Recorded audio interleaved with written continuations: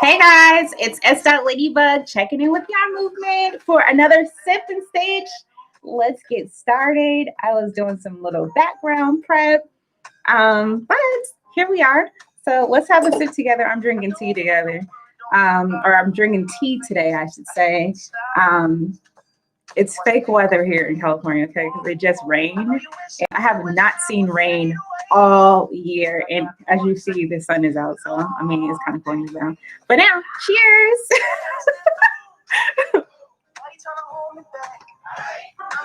Hey, girl, hey! Girl, why did it just rain for like 5 seconds, and I got kind of hyped because I was like, oh, maybe it is going to be winter, you know, like, weird. Okay, so I am working with Lion Brand Basic Stitch today. So I have pink, orange, a little teal, and blue here. And if you're looking for the actual names, this is raspberry. This is cayenne, like cayenne pepper. Hey, y'all. This blue here is coastal because we're in the Bay. And this one, if I'm not mistaken, is Termline. Yeah. So I decided I was gonna rock my Howard jacket that I made a couple years ago when I celebrated 10 years. This is supposed to be my 15 year.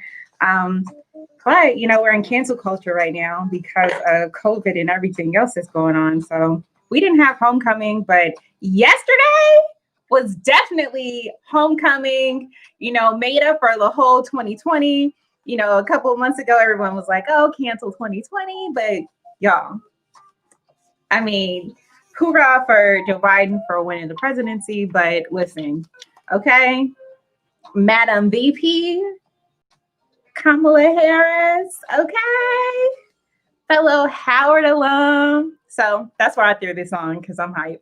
And I'm going to be bragging all week. You know, it just hit a little different now that, you know, we're back on the scene. I feel like, you know, it's the highest seat you can have. So, boom. And so I am going to get started on our square. But, you know, as I like to start every time, it starts with a yarn ball. So I'm just going to get started with that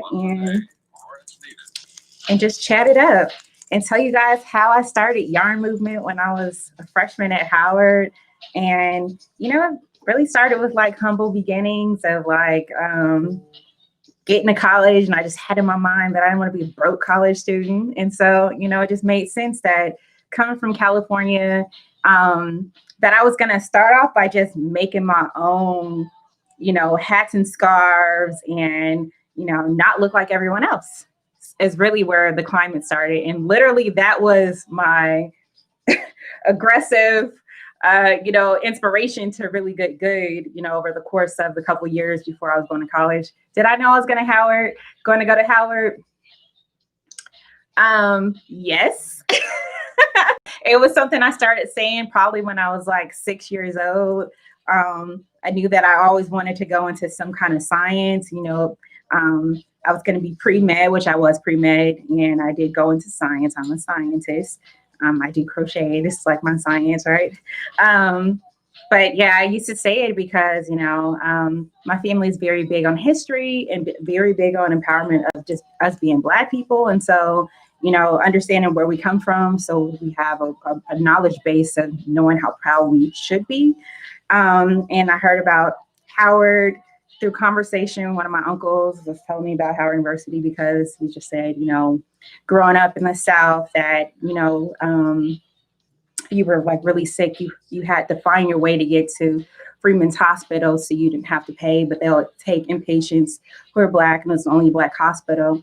And so there was such history there, along with the fact that that was during the time where I found out about the Green Book, because the Green Book was the roadmap to getting different places state by state, you know, because people couldn't stay in hotels and they had to stay at, you know, what we call bread and breakfasts now, but during the time it was your only option. You couldn't stay at hotels if you're Black. So, you know, it became this book, and I don't know if you all have watched the book, I mean, the Green Book movie, but I mean, it kind of like goes through the whole story. But, as a little girl, I was finding out all about this history, and I'm like, I'm going to go to Howard. End up going to Howard. And, as I said, I had it in my mind that so far away from home, I didn't want to be in a position where I, failed, because I don't believe in failing at anything. I'm so competitive. And my competition and my main competition is myself. And I always want to be better than I was the day before. And so my whole thing was like, I'm going to go to school. I'm going to get the best grades that I can get. I'm going to continue on this journey. I'm not coming home. I'm not going out there to mess up. I'm not going to get pregnant. I'm not going to do this. And I didn't have all these nots and all of these I'm going to do too. And one of the things that I planned on doing was starting a business, which I did.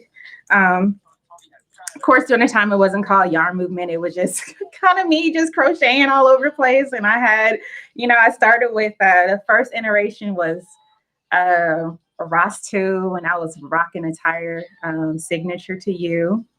That was the first line, and I came up with. The second one was called National Society of Soul. And then Yarn Movement was a name that I ended up rolling with as of, it's been 6 years now. And I decided to switch up the name because, I'm doing stuff different now. Before, with National Society of Soul, I had a store in DC on U Street. And it was myself and a few other designers. And we had the first collaborative or co-op that was in DC. And it was so stationary. And even during that time, I was still kind of on the move because I was doing fashion shows in New York, although I was based in DC.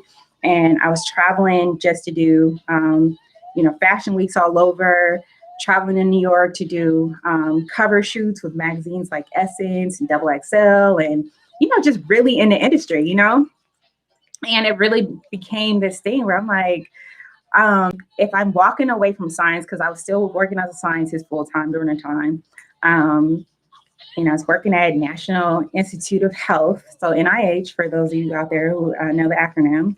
And I'm working on pharmaceutical drugs and doing research on the effects of, some of pharmaceutical drugs on soldiers, because I had an account with Walter Reed Research Center. And being a nerd during the day, I was teaching AP chemistry at a high school, and running my store. And that was like my life. I always had this need to have engagements with people, because as a scientist, it's just you and your lab. And depending on what you're working on, that will determine what level of the building you're going to be in. So you may not have a window. It might just be you and your flask and incubators and, nothingness.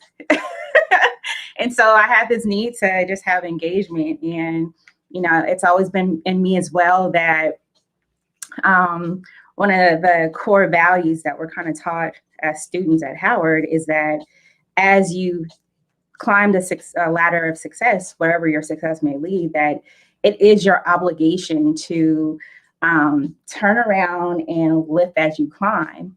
And so with that in mind, I decided to go and teach at the high school and work with kids, and I established like a summer program for kids to come in and just work in the lab, so you can kind of see like other options. Like, it's one thing that you go to school and you do pre-med and you want to become a doctor or a nurse or, do some research on the other side, but it's not always that you get to see people who are, or at least that wasn't my story, that you walk into a laboratory and you get to see individuals who are reflective of your story, especially me being Black, a woman, and all the things that kind of go down the line. So I started a program for kids as early as middle school to come into the laboratory and work. And we did really cool top of the counter experiments, I had them do an olfactory experiment, which was driven around understanding your olfactory system, which is your nose and your brain and how everything kind of connects. And literally, I had them make perfume. I bought this really 100% pure oils. We got some frankincense and myrrh, and we were mixing different essential oils, and they're making, cologne and perfume. But they were also learning how important it is for the body, and how, literally when you smell something, it creates an imprint on your brain, and having that imprint naturally connects it to a memory, very similar to if there's a flower that you grow up smelling and, you move away, or, it's no longer there. The moment you smell it, you go back to that memory. Or we were working on the different effects of how, you know, smoking cigarettes or even just tobacco and alcohol has an effect on your development stages, not only as the infant level. And we utilize fish to show it how fish go through like a development cycle very quickly. And it's very similar to that of a human going through like the embryo stages of, carrying a baby. And so we utilize that. And it's just really cool stuff, It says, I really want to get into essential oils. You should, girl. They have a way of taking things away. Okay. Literally, based on even what I just said on how they come in and help you attach to a memory. And that memory could be very healing and very important to where you are in the, wherever space you may be in. And since you're a crocheter, and I believe you knit too. So just being in those creative spaces is just very helpful, having nice things around. Like pretty much all my yarn has lavender sprayed into it. So but yeah, so getting back to my point of saying as you lift, as you climb, is that is the reason why we are actually here on Sundays. So I can really tell the stories behind why I even went through and created the nonprofit Even What You Dream. And really it was because when I set out to start doing the work in the beginning, it was heavily influenced by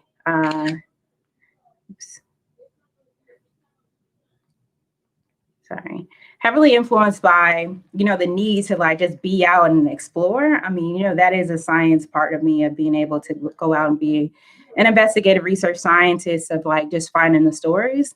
And so I was found, my freshman year, I went to study abroad in Mexico. And while in Mexico, I just noticed it was just like all these little kids, like all around. And it's just like every single day. And it's just like, why aren't you guys in school? And I just think about for myself, growing up, I can't really remember having days off. And I don't really feel like, especially for this year, because we're in COVID, like kids are like at home, they get to be on their computers. And that was like a dream, right? It wasn't like, I don't know. I used to always tell my mom how she used to have us take cod liver oil, like when we were growing up. And we just never got sick. And I'm like, I didn't have any days of missed school. I think I can like go back and like, I have copies of like my school reports and like 100% attendance always. So when I like saw these kids out, I'm just like, why are you guys out? And it seemed like it became to be a pattern of like traveling and just seeing kids just walking. And I decided to do a little bit more research and understand why, just asking questions and just trying to understand, like, is it the same way it is here in America where, we have kind of like a school schedule and, of 5 days a week school schedule. And for me in my household, it was really 6 days a week because I was going to school on Saturdays, probably throughout high school. I was enrolled in UC Berkeley for 2 summers, and then I did some work at some of the JCs, and so it was just kind of like always education, and I've come to find out that there were a lot of different schedules, where kids were going to school and they'll go on Monday, they get all their homework, and they'll check back in on Wednesday, and they'll go on Fridays, or if it was a location where their parents had to pay for them to go to school, and they can only afford to pay for one of their kids to go, the kids will switch off because, not only was it paying to go to school, or maybe it was a uniform, they didn't have money to have multiple uniforms. And so the kids were sharing, and it was a mixture of all kind of stories. And when I kind of got a little deeper, it's kind of like when you see something and it's impressionable in your heart and it's just like, oh my gosh, it's forever changing. And that moment for me was when I saw a few girls, and this is when I was on a trip in Mexico again at a different time, but these girls were like of age to start their cycles, and they didn't have any sanitary products. And it just kind of blew me back. And I said that, if I were ever in position to really do something about it, that I would. And that time that I became in position was 4 years. And so it started off with just traveling outside of the country. And I decided to go to Africa because I had always wanted to travel on continent, and really not to go there and, really do anything more than just understand culture and, explore, learn, and if it was something I can bring, I would bring it. And that something ended up being, for me, crocheting. So I kind of started it. And while I'm there, getting the kids all excited, the girls are excited to be in the class, and we're working on projects, and I'm bringing my colorful energy. And the same thing kind of happens where while we're in the moment, it's good, but what's going to happen like when I leave? And so me leaving also meant that they'll go back into whatever social disparity that was present, because we're going into communities normally. When you travel, it's like different levels of how much things that you're going to see. One part of it is that you can go into something that's very familiar, as far as coming from California, and it's a parallel, or coming from the United States and it's parallel. You can go to any country at this point and go be American. And I choose not to do that, right? I don't go to American restaurants in other countries, and that's not the thing that I've gone there for, because I can do that here. Another part of it is that it's this level of kind of like underdeveloped.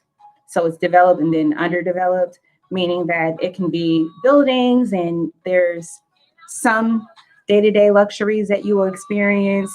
And the similarities would be, or not the similarities, but the requirements of being underdeveloped would be like if you have a home, but it doesn't have power or doesn't have running water. It has all the apparatuses needed. So you will have a toilet, but you'll have to put water in there to flush. Or you'll have a sink, but you have to put a bucket under because it's not piped to send the water anywhere. Or you will have maybe capability to have power, but you have to run it by something. So there's generators, which will require, oil or petrol to go in there. Or, whatever different combination of it. Maybe not always having a light switch. Maybe the light switch is there, but you have to pay for the component. And for me, that component was solar.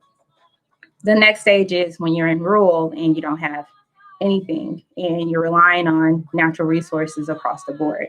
And so understanding the various different levels, everybody can use solar. Everyone can use personal hygiene products. Everyone can use, sanitary products, from little girls to older women and to their mothers or whatever it may be. And so those were the two solutions I decided to bring to the table, and wanted to be able to just address it immediately and be able to fix it right away. Not trying to, say that I'm going to care, and bring and light up all of Africa, but that is a goal. And so go there. And again, it's, for me, it's like we can have this momentary excitement where I bring all these colors and you have an experience and I can tell you things, but also let me give you what we're calling the Dream Girl Kit to go with you. So not only can you take what was said or the experiences you had, but now you can make it your own. And so that's why we're here today. And that's why we're having Sip and Stitches, so I can share those stories. And that has been just a journey from really where it started to where it is now. And now it's time to level up even more. And last year was just that moment to even want to just come live and share these stories, because there's nothing I can sit here and tell you and share the stories, and you may be inspired. You may just, you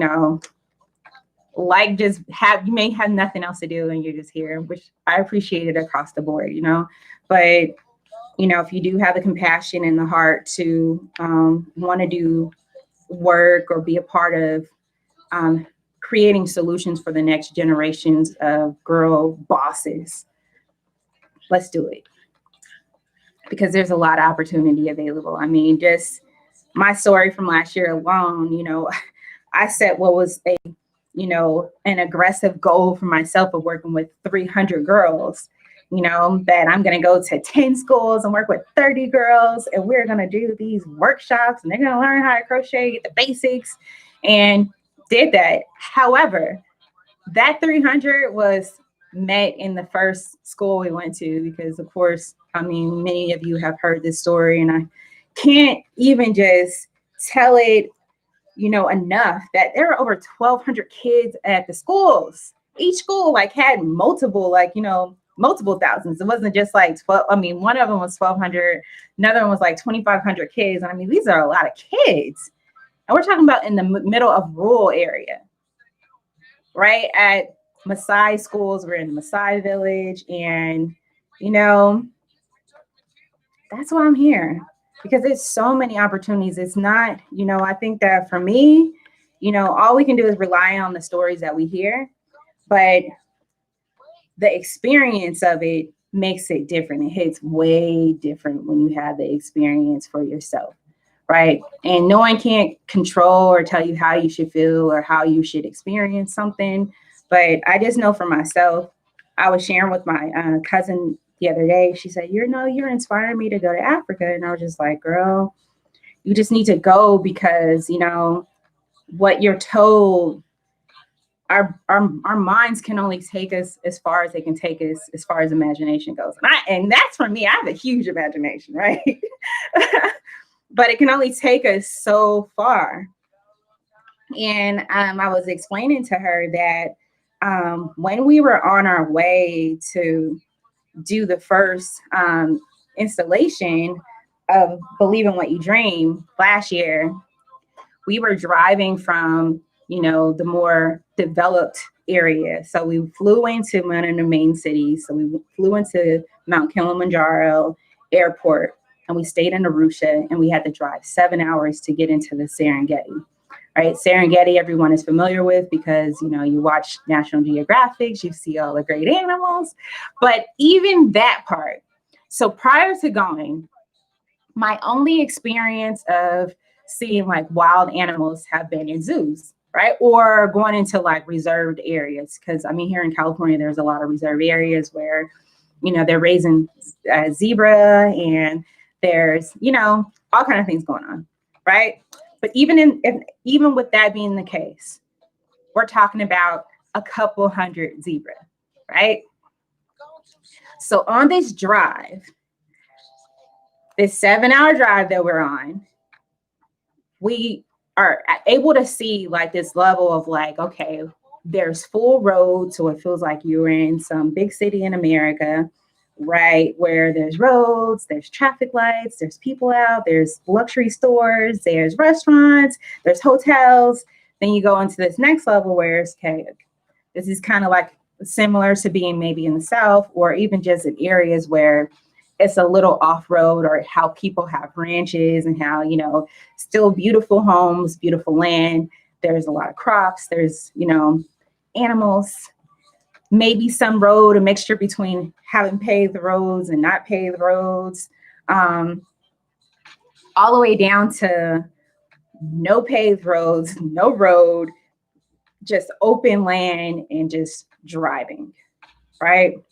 And during the course between the last two phases of it, that's when it really began to be real for myself, right? That it felt way different from, traveling and going camping and being out on the road and doing that part. But let's talk about the zebra. I saw so many zebra, I lost count. And we're talking about over a couple hundred. So many, right? I mean, here we have succulents growing, so plants, and if you've been growing succulents for long enough, you understand that how big they become. Sometimes there's bushes, but then some of them grow to be tree size or 6 feet tall. We're talking about even just some of the plants that we have that are a part of the cactus family here were monster trees. that looked like redwood trees, a big pine, you know, and it really felt like a scene from, I don't know, like Jurassic Park, a car where everything is just massive, you know, and we're on the road and, you know, it's like, oh my God, it's a giraffe. Oh my God, it's another one. Oh my God. And it was just so much of that. Now, couple that with the fact that these kids, I just mentioned, like at this one school, again, it was 1,200 kids when we got there, but the day before, while we're having this experience of driving these long roads, and, you know, I don't know how it is for you all, but I live, you know, in California and I'm right here in the Bay Area. So, like, I can drive to what I believe to be the edge of the earth, right? My dad would take us on these trips when I was younger, and we're like, oh, we're going to go on a road trip. We're going to go to the end of the earth, is the way he would say it, because we can get to a coast where you don't see any land. All you're going to see is water that goes so far, you lose where the water level is versus where the sky. You can see where they meet, right? And being in that space, even that, those experience being in the safari truck that we're in and just looking out and seeing how far it stretches. I mean, even just being on hikes and being able to just see how far the land stretched, you know, while we're in the safari truck, it blew me away and immediately made me feel really tiny.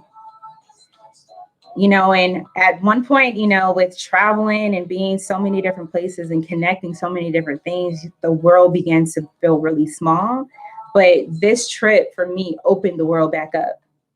Just understanding how big and spacious everything is, right?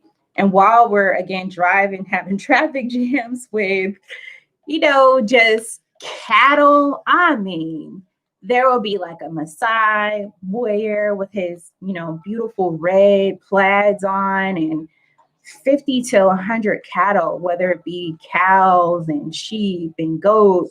And we have to wait for all of them to move across the road so we can keep on going. And that was just like became a norm of this road trip that we're on, right? And then we'll see kids.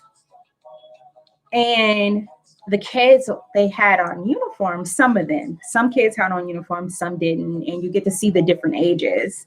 And, you know, it just felt good just seeing kids. You know, we're out, and again, an area where our cell phones didn't work.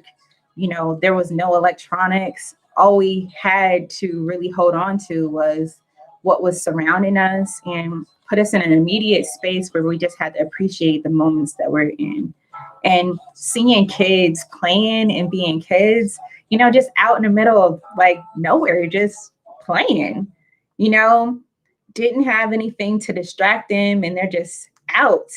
And seeing so many kids, you know, literally, we're like, I can't even, I mean, I know you guys see my face, and it's just, I can't even describe. You know, I guess a similarity would be if you have any kids in your family where you took them to school and you pick them up from school, and you think about, I mean, you take them to school and pick them up. Like, you think about how many kids, how many cars, how many families are out, like when it's time for everyone to get there at the same time. Same thing while we're driving. And it's not like they were going to a school, because school wasn't until the next day. It was like Sunday, you know? And at one point, I broke down. You know, I'm just sitting there and I'm just trying to gather my thoughts, trying to gather and experience this moment, you know, and it took me to that place when I was a little girl, when I used to just play outside and find bugs. And, you know, my nickname is Ladybug for a reason. You know, I used to catch ladybugs and put them in the garden. And I just really like the fact of just watching them, you know, like be around. I mean, I feel like they follow me. So it's just like, oh, this is a perfect name for me, you know?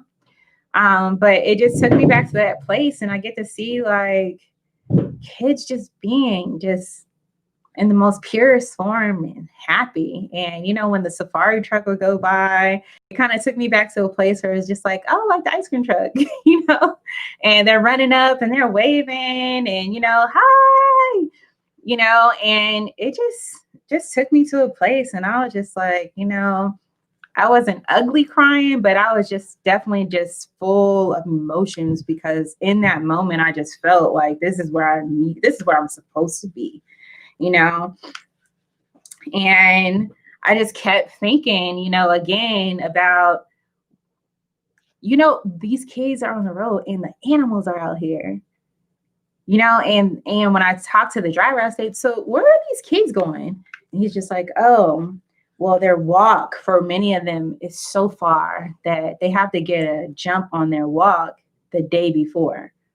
And they have to walk, while they have the light of the sun, because otherwise they'll be walking in the dark. And that poses a different type of problem. And I'm like, I guess I just accepted his response in the moment, because I was already overwhelmed by everything else, right? And so, it didn't dawn on me until the next day when I thought about it. Okay, like, where do these kids sleep while they're walking to get to school? And they're like, oh yeah, they just sleep on the road. I'm like, on the road.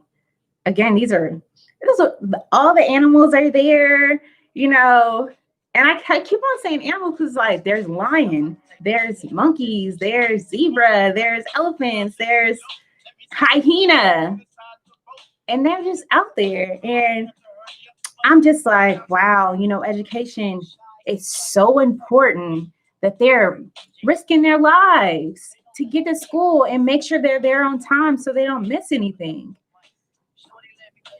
And for me, I like, if I'm going to work with anyone, you always want to have some kind of level of appreciation, no matter if you receive appreciation or not. It's not about the kudos, but it's just the feel, because you can always, like they say, you may not always remember what people may say to you, but you'll always remember how they made you feel. And that is whether you're the one, providing what kind of service it may be, or if you're receiving it, or you're just there. And I don't know, that just activated a new type of energy for me. And, here it is, we go to this school, and as I mentioned, there's 1,200 kids at this school, which I don't know. I just thought, I don't know what I was thinking. I just knew that whether I speak the language or not, that give me 30 girls, I can teach all of them the crochet basics for sure. And while we're doing it, I start off with dream catchers, because it's just a nice way to have something that you can applaud yourself for immediately. Dream catchers are not hard to make, and we're going to do some writing. There's not anyone who doesn't like to write, especially when you have control over what you're writing. So then we do the basics of crochet. I'm giving you a bag. It has, yarn. It has hooks and scissors, and even the journal. For the past 2 times, I selected journals that were sparkly and cute, and also all the materials that are required. And I'm showing them, pieces that I've made, showing them photos, and just to open up their minds, to just show them, to have a new style type of vision of thought. Like, even if you haven't thought about it before, here are all the tools that can help you just open up your mind, or what I like to say, discover your superpower, if you have not tapped it before, right? Because no one can tap it for you. You have to tap into your own powers. But we can give you everything that you may need to get there. And that is the point of believing what you dream, because it takes you from just the process of just being in a space where it's just here, just a thought that can come in and out, but you can have it multiple times, and actually putting you in a space where you can connect it to your hands, and making that connection, what I like to call a think and link. Making that connection puts it in a space where it puts now onus on you to take steps. And journaling, the journey portion of it, puts you in a space where, okay, write down what you want to do, and then also come back and write down what you did, and then what worked for you. because when you do it, it puts you in a space where it reroutes your thought process, whether it's crocheting is just easy because it's not threatening. It doesn't require like you to be in this space where you can have people who can come in and tell you how you should be doing it. You know, like we can all probably learn how to do granny squares, but we're going to do them different, right? But that's on you. That's your style. That's what you know, you can emulate someone else, or you can be yourself. You can tap into yourself. And I'm teaching these girls to tap into themselves, because that's what makes us different. That's what makes us stand out. That's what makes us get into the space where we have so much confidence in what we can do. We just do it. And it doesn't matter how far you shoot when you're shooting for the stars. Even if you don't hit the star you want to hit, you're still going to land on the cloud, and you still got there on your own, and no one can take that away from you. You know, and that's what we're able to do. And it doesn't require me to speak the same language. It doesn't require me for me to do anything much more than bring all of my colorful present self full embodied and go through 3 steps, and we get to do it. Along with that, you know, it's a reminder along the way that these are easy steps that you can repeat over and over again each day if you had to. I'm going to give you inside this Dream Girl kit, each girl received a solar lamp. You know, so 300 girls received solar lamps. I ended up working with 3,000 girls just because I brought enough crochet material to really leave at the school. But instead of leaving it at the school, I just kept working with girls, because I ended up working with or partnering with a solar energy company. And while we're at the schools, they're installing solar at the schools. So now, even if these kids are just walking and they get there the previous day, they're not in the dark. They can come in, do some studying. They can, you know, sleep with a light on if they wanted to. You know, it just brings a different option, right? And for these type of minds who feel like they're behind and they want to catch a jump on a previous day, that does something different, right? Along with the fact that you're getting a hygiene kit too. So now you have soap, lotions, you got things that make you feel good to be a girl. Sanitary products, you don't have to worry about making this, you know, decision out of scarcity of not having money available to, you know, where mothers are making a decision, am I going to buy chicken, bread, and vegetables for dinner, or am I going to buy sanitary products at the same cost of feeding my family? We're not going to do this over here. But the options that we brought to the table was that I partnered with a local woman-owned business where they make reusable sanitary products, where they use a product that's similar to like Thinx, T-H-I-N-X, Thinx underwear, where, you know, it's water or liquid or fluid absorbent, and you just have to wash it. And so in their packs, they're sewing them handmade themselves. And each pack comes with 4, and you just wash them, you hang them, and it comes with this little plastic pack that you put them back in and dry to hold for when you're ready to use them again, which worked out to be a better solution for this group, because literally, again, when we went through the 3 stages of where living environment is in rural areas, especially, and sometimes in underdeveloped communities as well, there's not a system for disposal of sanitation. So it becomes waste. And we don't want to do that. You know, we want to fix a problem versus making another problem on top of another. So we chose to work with AfriPads, is the organization's name, along with the fact that while purchasing from them, we also get to support a local business. And these mothers are potentially the same mothers who are sending their kids to school. And so it begins to be like a healthy triangle and much more sustainable.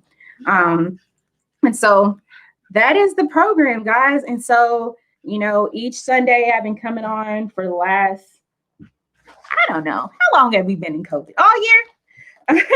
And I've been making these granny square beanies. A few crocheters have also sent squares to be supportive, and the beanies are being sold. So literally one beanie is enough to support 2 girls, and that's 2 Dream Girl kits. And so that's just been a way of just like getting more engaged. So as pictures begin to come out from individuals wearing a Granny Square beanies, that just shows that not only did they support like just the vision of support yarn movement, but they supported the vision of Believe in What You Dream, because all proceeds 100% goes to the foundation. So therefore the purchase becomes, you know, a write-off, and you get to also still support girls and the cycle that we get to just empower them and help them discover their superpowers along the way. And that is what we're doing, literally. And I'm coming on again every Sunday to encourage everyone to get involved. You can go to donate.yarn movement. So again, that's donate.yarn movement if you're interested in making a contribution and sponsoring a few Dream Girl kits. There's options to do, you know, whatever level you're comfortable with. You know, you can do one if you want to do one. Two, I would suggest the route of going through the beanie, so you can get a beanie and you still support the girls. You know, you can do a cluster, which is a group, you know, group of 5. You can do a portion of a whole school or a whole installation, which also will include the cost of doing the solar inside the school. Kind of up to you. And if you are a crafter and you love to make granny squares, because I mean, we all know how tedious granny squares can be when you have to weave in all the ends.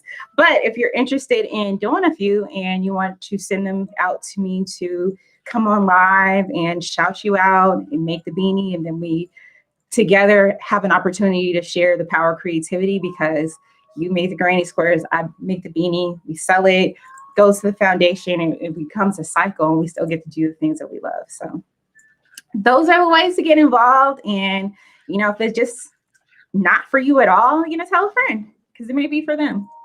And when the world opens back up, we're going to get back to traveling. And if you want to go on one of the installations, let's go. Really. Oh, look at that. You see how divine the world is? Because that is the end of this yarn ball. And then I'm going to start maybe the next yarn ball, but I am going to come to an end on our chat. Hopefully you learned something today about yarn movement, about the journey of like where it has come from or started and where is it going. Maybe there's a way for you to fit in somewhere. I will also send or post my information if you're on YouTube for you to get in touch. Send some granny squares, make a purchase of a granny square beanie. I'm going to show you them one more time because I just love them so much. So these squares came in from Cosmic Crochet. Hey girl, hey. It's her mom's birthday. Happy birthday, my dukes. Her daughter actually did these squares. She was inspired by the Incredible Hulk. So the color may be a little off on YouTube, but it's actually like a very Incredible Hulk green. These squares, they came from Vogue Creations. Hey, Kim. It was her birthday a couple of weeks ago. She's a November 1st baby. This is one that came from Priscilla. Priscilla is based here in Cali. She's actually my cousin. So these squares came from her. So this is a beanie too. This is another one that she did. So I really love these beanies because they just look dope. And it's about to be weather for it, even maybe here in California. I don't know. California's weather is crazy. Because like I said, the sun is clearly out. It's beautiful out, but it was definitely raining earlier. Crazy. Crazy. Okay. But again, thank you all for your time. Thank you for sitting through my stories. Thankfully, I didn't drop any tears this time because, I mean, telling you, some of them are real tearjerkers, especially when I think about, you know, the little kids who are out, you know, and they're just out there just playing and running, you know, so cute and just such an incredible story, you know. in a moment, I would say, because it's more than a story. It's really a part of, it's imprinted in me now. But yeah, so S.Ladybug. If you're not following me on any of the social, I'm on Instagram. Yarn Movement is the brand. It's on everything online. Just Google it. If you have not already, subscribe to the YouTube channel. Please do so. I love you so much if you did it. Every Sunday at 4 p.m. Specific standard time. We are here for our sip and stage. Today, again, I have mint tea. Normally I sometimes have a little real sip, but I decided not to today because I have work to do. I'm working on major patterns right now. So I have to focus. And again, if you're interested in making a donation for Believe in What You Dream, you can do so at donate.yarnmovement.com. Hopefully that was all clear. Okay, and cheers to you all. See you next time for another sip and stitch. And I'm going to sign off while I do a little spin in my jacket. Shout outs to all my Howard grad fam. What's up, Bisons, HU? And our Madam VP elected, Kamala Harris. Go ahead, Queen. All right, S.Ladybug signing out.